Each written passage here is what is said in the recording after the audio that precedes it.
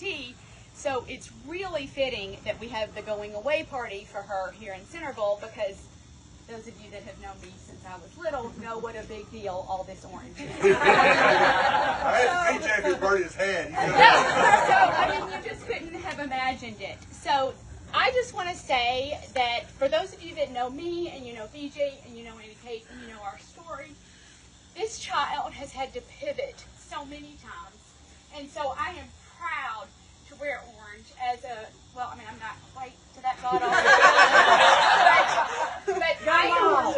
I'm getting there. I'm not rooting for their baseball team. That guy's a punk ass bitch, and I will not root for him. But I will say how proud I am of Annie Kate, and how I really am excited that you're going to Knoxville.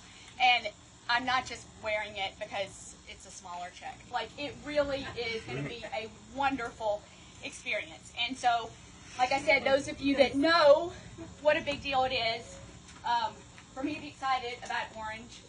When my children were born, and the person that introduced me to this poem was Margaret Beasley. Khalil Gibran wrote a poem on children, and that has been my mantra.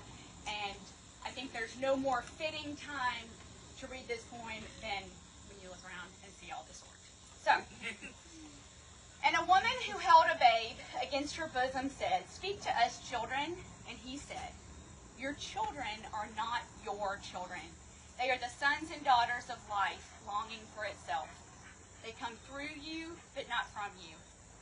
And they are not with you. And though they are with you, they do not belong to you. You may give them your love, but not your thoughts, for they have their own thoughts. You may house their bodies, but not their souls.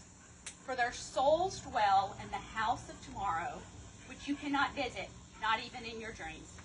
You may strive to be like them, but seek not to make them like you, for life goes not backward, nor tarries with yesterday. You are the bows from which your children, as living arrows, are set forth. The archer sees the mark upon the path of the infinite, and he bends you with his might, that his arrows may go swift and far. Let your bending in the archer's hands be for gladness, for even as he loves the arrow that flies, so he also loves the bow that is taken. One of the things that has been such a blessing about our pivoting is Annie Kate's experience at Nakomi. So I would like to add, this is Raz and Kayla and Taylor, and it's just been a wonderful experience for Annie Kate, and so I'm going to ask Taylor to bless the food, and I'm just so thankful that you're here. All right, thank you. All right, go pray with me. God, I wanted to thank you so much for this beautiful day that you've given us to celebrate Anna Kate's graduation from high school and this big next step in her life, Lord. I thank you so much for all these people that you've gathered today and the roles that we have all played in AC's life. Lord, I pray as she moves on and begins this next step, Lord, that you would just guide her and give her peace and just help her to know that we're all here rooting for her, no matter what happens out there. And Lord, thank you for this food. In your name, amen. Amen. All right, so there's cups and, there's drinks.